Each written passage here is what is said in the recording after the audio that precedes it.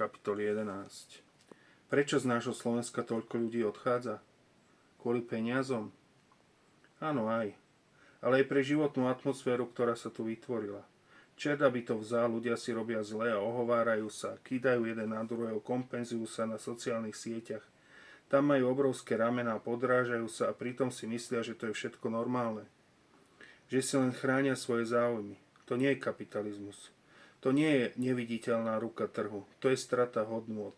Úplná absolútna demoralizácia. Krok do čierneho neznáma, z ktorého nie je návratu. Rozpad a rozklad spoločnosti. Zostáva nám tu len hnilobný zápach. Je to víťazstvo zlodejstva a nenávisti.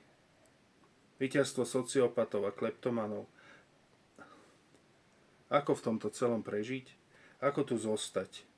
Ja budem mať 40, už je neskoro na to, aby som odišiel. Ale je to inde naozaj oveľa lepšie? Tak som hútal pri obede, keďže som sa nemal veľmi s kým rozprávať. Celou svojou vnútornou silou som sa pokúsil nájsť svetlé stránky života.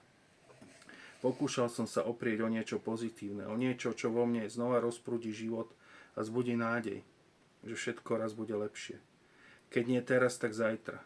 Jednoducho raz to bude lepšie. V srdci som však cítil, že to je márne.